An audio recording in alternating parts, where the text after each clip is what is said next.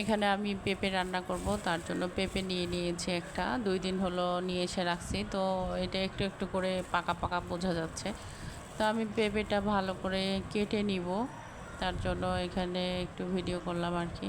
তো পেঁপেটা কেটে নিলাম এইভাবে চিকন চিকন করে। তো এটাকে আমি ভালো করে ধোলাই করে নিব।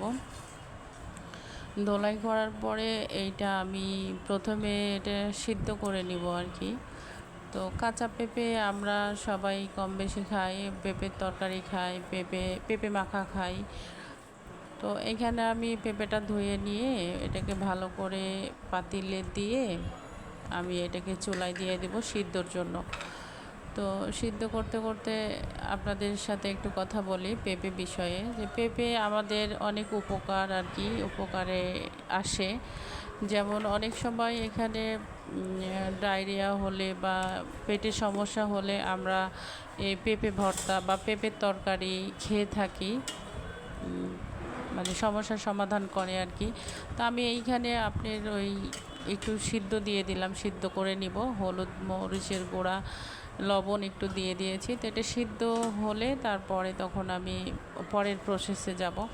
তো এখানে মাঝে মাঝে সিদ্ধ হয়েছে কি না সেটার কারণে আমি একটু ঢাকনা দিয়ে ঢেকে দিচ্ছি এবং দেখছি আর কি। তো সিদ্ধ হয়ে গেছে ওইভাবেই। তো আমি এটা একবার নাড়া দিলাম আর কি।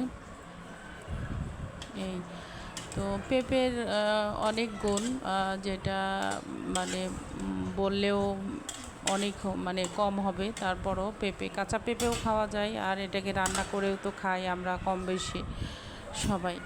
তো এখানে পেঁপেটা সিদ্ধ হয়ে গেছে। এটা আমি আবার আপনার মানে একটু চিংড়ি মাছ দিব, দিয়ে একটু ভাজা করব, এই জন্য আগেই সিদ্ধ করে নিলাম। তো এখানে কড়াইতে আমি পেঁয়াজ রসুন কেটে দিয়ে দিয়েছি, তেলও দিয়ে দিয়েছি। তো এটা হয়ে গেছে, আমি এটাকে তেলে ফেলবো আর কি, যেটাকে বাগার বলে।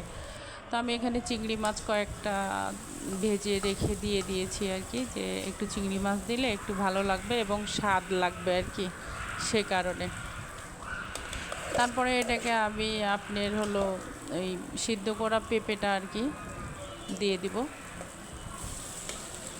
তো আপনাদের সাথে একটু শেয়ার করলাম এবং গল্প করলাম আর কি। তো আমি পেঁপেটা এখানে দিয়ে দিলাম, এখন এটাকে ভালো করে নাড়াই নিব, কারণ তেলে ফেলতেছি তো এই জন্য আর কি। তো আমার এখানে হয়তো বা শব্দ আসছে বা হচ্ছে, পাশে একটা স্কুল আছে, সে কারণে বাচ্চাদের শব্দ হচ্ছে। তো কি করার, ভয়েস দিতে গিয়ে দেখলাম যে বাচ্চারা পাশে স্কুল, তো এই জন্য খেলাধুলা করতেছে বা এই আর কি। তো এখানে পেঁপে ভাজিটা হয়ে গেছে, আমি চিংড়ি মাছ দিয়ে সুন্দর করে পেঁপে ভাজিটা তেলে ফেলে দিয়েছি। এখন আমি এটাকে একটা ছোট্ট বোলের মধ্যে নামাই নিব।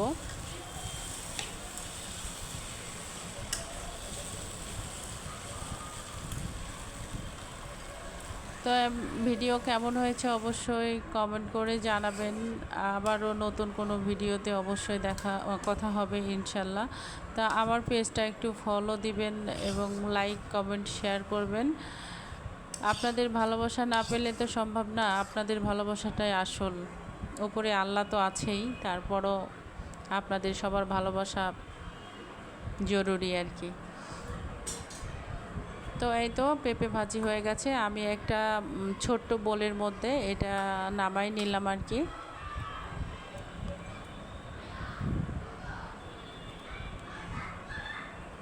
তো সবাই ভালো থাকবেন, সুস্থ থাকবেন। আল্লাহ হাফেজ।